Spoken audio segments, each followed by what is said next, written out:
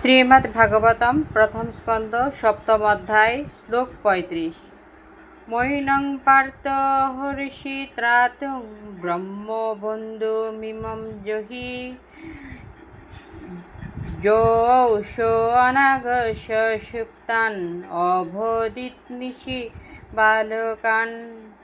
মা না এনম তাকে পার্থ, হে অর্জুন, অহর্ষি উচিত, ত্রাতুম ত্রাণ করা, ব্রহ্মবন্ধুম ব্রাহ্মণের আত্মীয়, ইমম তাকে, জহি হত্যা করা, যার আছে, ঔষি ঔষি সেই সমস্ত,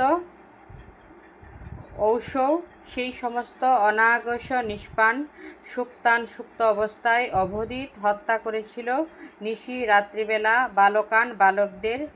অনুবাদ: হে পার্থ, যে অশ্বত্থামা নিরপরাধ নিদ্রিত শিশুদের রাত্রিবেলা হত্যা করেছে, এই সেই ব্রাহ্মণ ধমকে ছেড়ে দেওয়া যুক্তিসঙ্গত নয়, একে বধ করো।